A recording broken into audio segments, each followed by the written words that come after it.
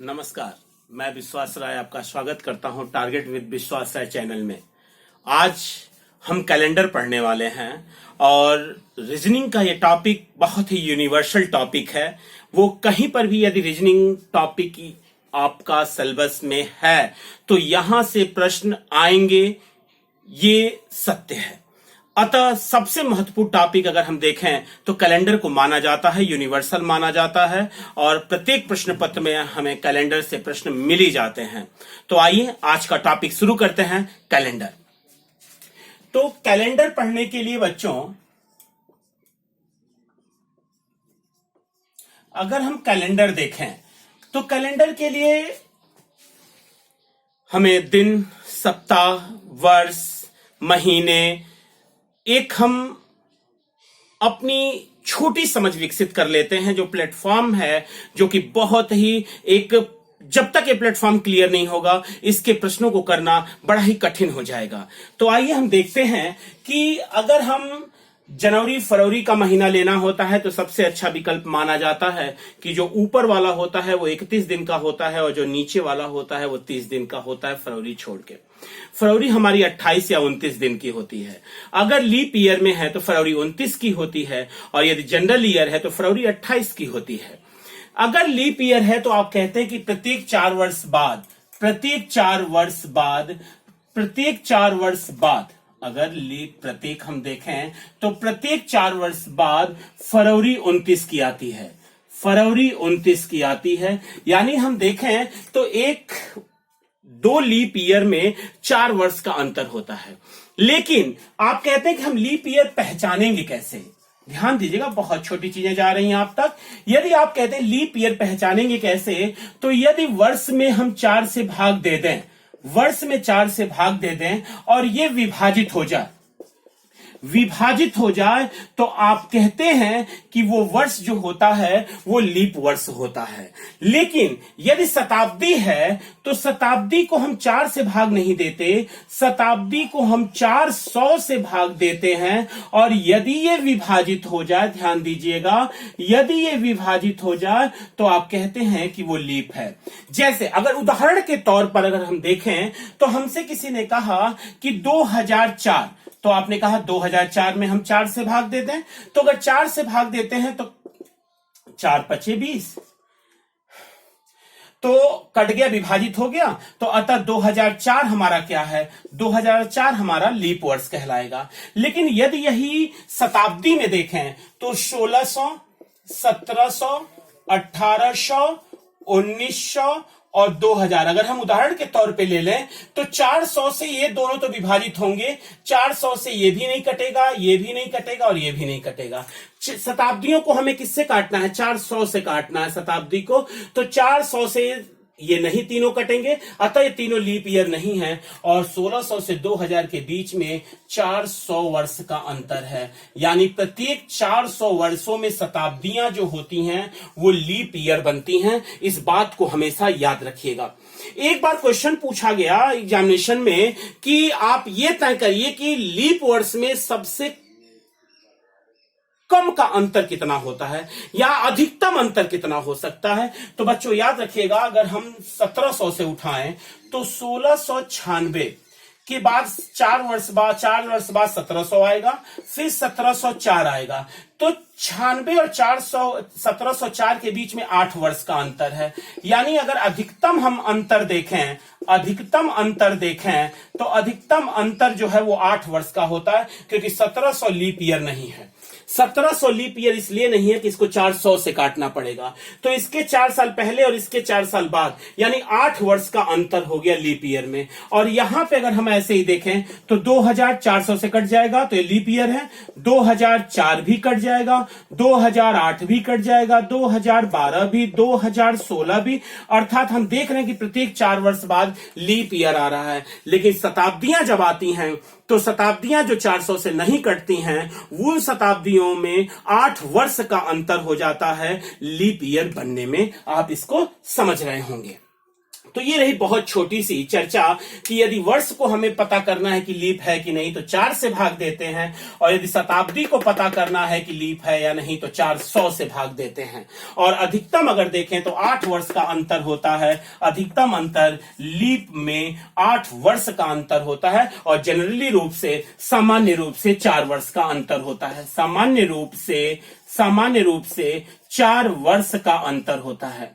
सामान्य रूप से 4 वर्ष का अंतर होता है। ये रही छोटी सी बात, तो इसे आप लोग हमेशा ध्यान रखिएगा।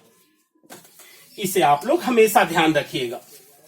अब आते हैं हम कैलेंडर में। 4 शब्द हमें परेशान करते हैं बच्चों, 4 शब्द बहुत परेशान करते हैं। वो शब्द हैं, ध्यान दीजिएगा, के बाद, के पहले, से बाद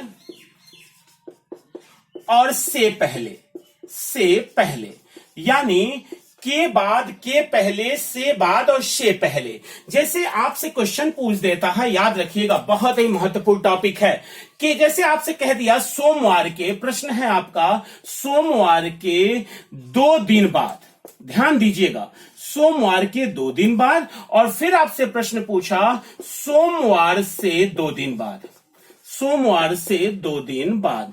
अब इन दोनों का एक ही आंसर नहीं होने वाला है, इन दोनों का आंसर बदल जाने वाला है, इन दोनों का आंसर चेंज हो जाएगा। अगर सोमवार के 2 दिन बाद है तो आप सोमवार और 2 दिन यानी तीसरा दिन 1, 2, 3 यानी सोमवार, मंगलवार, बुधवार और बृहस्पतिवार, यानी इसका आंसर होगा बृहस्पतिवार।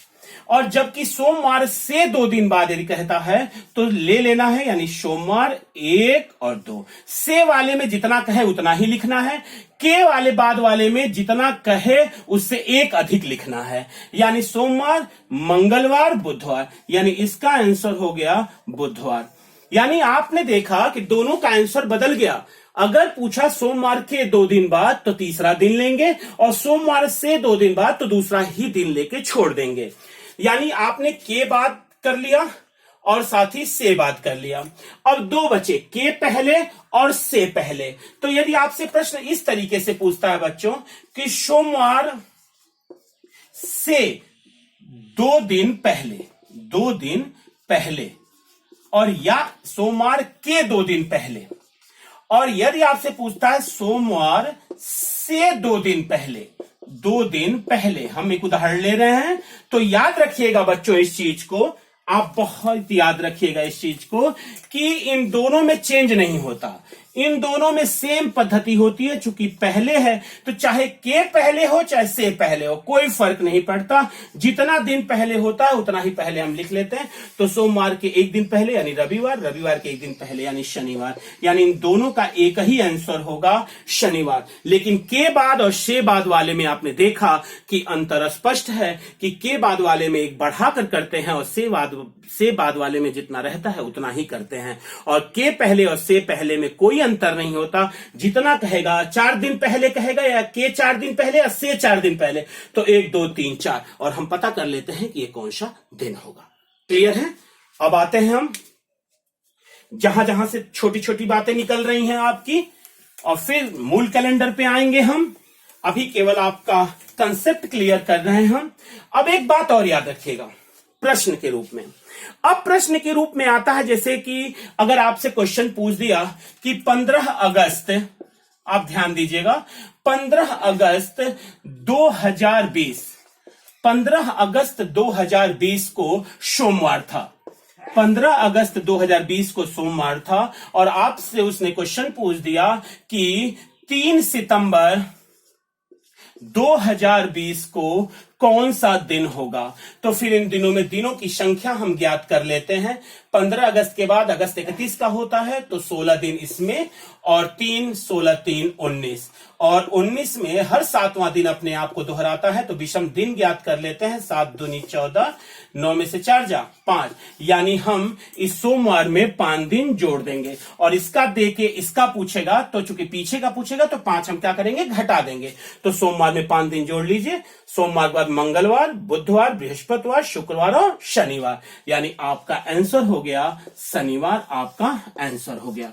एक तरीके का प्रश्न ये आपसे पूछता है। और दूसरी चीजें आपको हम स्पष्ट करें, एक चीज और ध्यान दीजिएगा इस चीज को, एक चीज और हम स्पष्ट करें कि याद रखिएगा बच्चों, 2 वर्ष होते हैं। एक सामान्य वर्ष होता है, सामान्य वर्ष जो 4 से विभाजित नहीं होता, जिसकी फरवरी 28 की होती है, और एक वर्ष होता है लीप वर्ष, जिसको आप अधिवर्ष भी कहते हैं। लीप वर्ष जिसकी फरवरी 29 की होती है और ये वर्ष 4 से विभाजित हो जाता है और शताब्दी 400 से विभाजित होती है। सामान्य वर्ष में कहा जाता है कि जिस दिन वर्ष की शुरुआत होती है, जिस दिन वर्ष की शुरुआत होती है, जिस दिन वर्ष की शुरुआत, उसी दिन वर्ष का अंत, उसी दिन वर्ष का अंत, उसी दिन वर्ष का अंत होता है। यानी आप कह सकते हैं कि 1 जनवरी अगर सामान्य वर्ष है तो 2019 को यदि ए दिन था तो कंफर्म है कि उसी दिन उस वर्ष का अंत होगा। यानी 31 दिसंबर 2019 को भी जो दिन होगा वो भी ए ही होगा, वो भी ए ही होगा। और अगर लीप वर्ष में हम आए तो जिस दिन वर्ष की शुरुआत होती है, जिस दिन वर्ष की शुरुआत होती है, जिस दिन वर्ष की शुरुआत, उससे अगले दिन वर्ष का अंत, अगले दिन वर्ष का अंत होता है, वर्ष का अंत होता है। यानी आप कह सकते हैं कि यदि 1 जनवरी 2020 को ए दिन था तो 31 दिसंबर 2020 को A+1 यानी एक दिन और आगे कर दीजिए, उसी दिन उसका अंत हो जाएगा। अगर सोमवार था 1 जनवरी को तो मंगलवार को समाप्त होगा, और यदि ये सोमवार था 1 जनवरी 2019 को तो सोमवार को ही समाप्त हो जाएगा। सामान्य वर्ष में और अधिवर्ष में इसकी कल्पना की जाती है।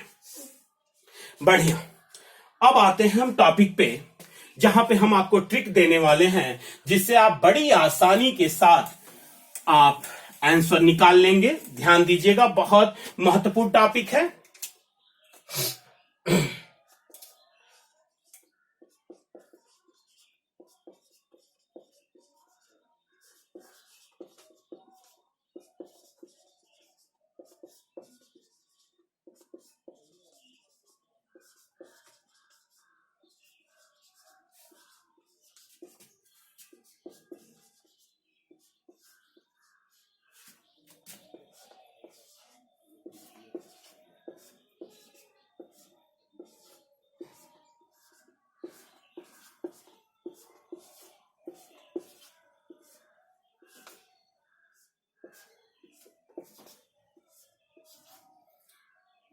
ये लीप ईयर का है और जनरल ईयर में कुछ नहीं, केवल यहीं पे अंतर आएगा। 0 की जगह पे 1 हो जाएगा और 3 की जगह पे 4 हो जाएगा, और बाकी जितने कोड आप देख रहे हैं मंथ कोड वो वही बने रहेंगे। यानी आसान है, 034, 025, 036, 146। और जनरल ईयर में कुछ नहीं करना है, केवल 0 के स्थान पे 1 हो जाएगा और 3 के स्थान पे 4 हो जाएगा। और अगर हम डेज कोड में देखें बच्चों, यहां ध्यान दीजिएगा, अगर हम डेज कोड में देखें तो डेज कोड में सैटरडे से चालू करते हैं। सैटरडे है, संडे है, मंडे, ट्यूसडे, वेंसडे, थर्सडे और फ्राइडे। यानी सैटरडे को 0 कहते हैं, संडे को 1 कहते हैं, मंडे को 2, ट्यूसडे 3 है, वेंसडे 4 है और थर्सडे 5 है और फ्राइडे 6। आते हैं टॉपिक पे। अगर आपसे क्वेश्चन कुछ भी पूछे, जैसे आपसे एक बात याद रखिएगा, रिक्वायर्ड डे का फार्मूला क्या होता है, तो रिक्वायर्ड डे का फार्मूला होता है last 2 digit year plus complete quotient plus month code plus date और बाई 7। अब उदाहरण के तौर पे आप आइए, हम आपको बताते हैं। बहुत ही आसान तरीका है, बहुत ही आसान तरीके से आप किसी भी डेट को बता सकते हैं कि यहां इस समय कौन सा दिन रहा होगा। अगर जैसे आपसे किसी ने पूछ दिया कि 15 अगस्त 1947, यानी जिस दिन भारत आजाद हुआ उस दिन कौन सा दिन था, 15 अगस्त 1947 को कौन सा दिन था। तो बच्चों लास्ट 2 डिजिट ईयर यानी 1947 में केवल 47 को ले लेते हैं हम, प्लस केवल लास्ट 2 डिजिट 47, अंतिम की 2 संख्या 47। सीक्यू ज्ञात करने के लिए बच्चों क्या करते हैं, सीक्यू के लिए कि उसमें 4 से भाग दे देते हैं। हमेशा सीक्यू ज्ञात करने के लिए हम वर्ष में जो अंतिम 2 संख्या होगी उसमें 4 से भाग दे देंगे। तो 4 से भाग देंगे तो 11 चौको 44, 3। हमें शेषफल की चिंता नहीं है, हमें पूर्ण भागफल चाहिए यानी कंप्लीट क्विटेंट चाहिए। हमने ले लिया 11, शेषफल हम नहीं लेंगे। प्लस मंथ कोड चूंकि अगस्त का है तो अगस्त में हम आते हैं तो अगस्त का मंथ कोड 3 है बच्चों, तो हम यहां लिखेंगे 3। चाहे जनरल ईयर हो चाहे लीप ईयर हो, जनरल और लीप में केवल जनवरी फरवरी में अंतर है, बाकी सब सेम है। और प्लस डेट कितनी है 15 और बटे 7। अगर हम इसको जोड़ें तो आप देख रहे हैं 15 3 18, 18 11 29 और 29 और 47 जोड़ेंगे तो 47 और 29 9 7 16, 9 7 16 को 6 1 4 2 8 1 9 यानी 96 बटे 7। और हम 96 में 7 से भाग दे देंगे तो 7 1 कम 7 26 हो गया और 7 त्रिक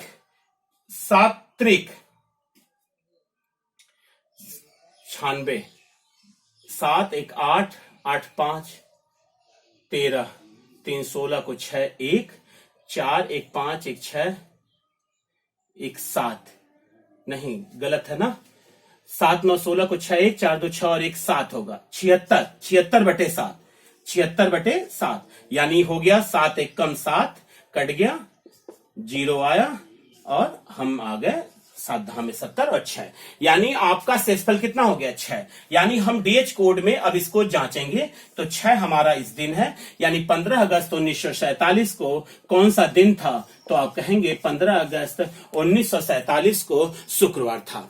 15 अगस्त 1947 को शुक्रवार था। अगले क्वेश्चन पे आते हैं।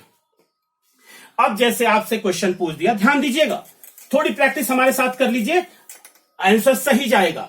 अब आपसे क्वेश्चन पूछ दिया 26 जनवरी 1950, 26 जनवरी 1950 को कौन सा दिन था, तो इसी दिन गणतंत्र मनाया था।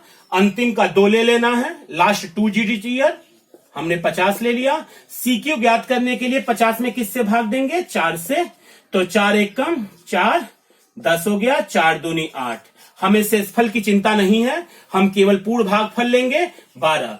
प्लस जनवरी का महीना है 1950 है, 1950 यानी इसका मतलब हो गया कि 1950 4 से नहीं कटेगा तो 4 से जनरल ईयर कहलाएगा। जनवरी का महीना है तो आपको मंथ कोड 1 लिखना है और डेट आपकी है 26 और बटे 7। तो आप अगर जोड़े इसको तो 50 10 60 2 62 और 26 1 27, तो 62 और 27 9 89 यानी 89 बटे 7। 89 में 7 से भाग दे दीजिए, 7 1 कम 7, 7 दूनी 14 5 यानी उस दिन आप देख रहे हैं कि उस दिन बृहस्पतिवार था। यानी इसका मतलब हो गया कि जिस दिन हमारा संविधान पूर्ण रूप से लागू हुआ उस दिन बृहस्पतिवार का दिन था, बृहस्पतिवार का दिन था। आइए एक और उदाहरण लेते हैं, एक और उदाहरण लेते हैं, एक और उदाहरण आते हैं। हम ज्ञात करते हैं, जैसे आपसे क्वेश्चन पूछ दे इस तरीके से कि आज का अगर हम वीडियो ले रहे हैं तो आज का अगर दिन हम देखें तो आज कौन सी तारीख है, आज अगर मान चलिए 23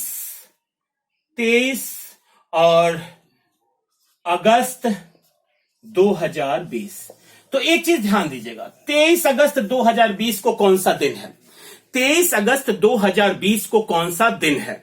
तो 23 अगस्त अगर 2020 को हम देखें बच्चों तो याद रखिएगा कि 1999 तक 2 अंकों को लेते हैं। जैसे 1999 होता तो केवल 99 लेते हैं, लेकिन 2000 को कोड में हम 100 लेते हैं और 2000 के बाद हम 100 से चालू करते हैं। इतनी बात ध्यान दीजिएगा। अगर 1998 है तो केवल हम 98 लेंगे, यदि 1998 है तो केवल 98 लेंगे, लेकिन अगर 2005 है तो इसको हम 105 लिखेंगे, 2005 को 105 लिखेंगे। तो 2020 को हम क्या लिखेंगे 120 लिखेंगे। बढ़िया, हमने इसको लिख लिया 120। अगर यही 1952 होता तो केवल हम 52 लिखते, क्लियर। 1999 तक केवल 2 डिजिट लेते हैं और 2000 को 100 कहते हैं और 2001 से हम 101, 102 से शुरुआत करते हैं और 2020 को हम 120 लिखेंगे, 2021 को 121 लिखेंगे, 2019 को 119 लिखेंगे, 2015 को 115 लिखेंगे, लेकिन 1915 को 15 लिखेंगे। तो 120 आप प्लस CQ यानी 4 से भाग दे दीजिए 120 में, तो 30 चौक को 120 हो गया, यानी 30 पूर्ण भागफल लेना है। अगर शेषफल तो आया नहीं, कोई दिक्कत नहीं, यदि आ भी जाता तो भी नहीं लेते, हम पूर्ण भागफल ही लेते। प्लस मंथ कोड अगस्त का है, तो अगस्त का मंथ कोड 3 है, प्लस डेट 23 है और बटे 7, यानी हो गया 120 और 30 150 और 23 और 3 26, यानी 150 और 26 मिलके 176 बटे 7, 176 बटे 7। अब हम 176 में 7 से भाग दे दें, 7 दूनी 14, 36, 7 पचे 35, 6 में से 5 जा 1, यानी 1 किसको कहेंगे आप? संडे को कहेंगे। यानी 23 अगस्त अगर हम देखें तो 23 अगस्त 2020 को रविवार दिन था, 23 अगस्त 2020 को रविवार दिन था, रविवार दिन था। यानी इस तरीके से हम बड़ी आसानी से हम किसी भी तारीख को दिन में बदल सकते हैं कि इस दिन कौन सा दिन रहा होगा। आइए हम विधि दिवस को, एक अंतिम हम विधि दिवस को ले लेते हैं, 26 नवंबर 1949। एक उदाहरण लेते हैं, 26 नवंबर 1949 को कौन सा दिन था? 26 नवंबर 1949 को कौन सा दिन था? तो हम 49 ले लेंगे, यही 2049 होता तो 149 लेते, लेकिन 1949 है तो 1999 तक केवल हम 2 ही लेंगे। तो 49 में 7 से भाग दे दीजिए, तो 7 सते 49, कट गया पूर्ण भागफल 7। नवंबर का महीना है तो नवंबर का मंथ कोड आप देख रहे हैं कि 4 है, हम 4 ले लेंगे और डेट है 26 और कुल में 7 से भाग दे देंगे। तो 26 4 30 और 49 1 50 56, तो 56 और 30 मिलके 86, 86 बटे 7 और 86 में हम 7 से भाग दे दें तो 7 1 कम 7 16, 7 दूनी 14, 2 और 2 जो शेष आता है उसी को हम जस्टिफाई करते हैं डेज कोड में। तो डेज कोड यानी सोमवार, यानी इस दिन सोमवार को ही हमारा जो संविधान था पूर्ण रूप से बनकर तैयार हुआ, पूर्ण रूप से बनकर तैयार हुआ।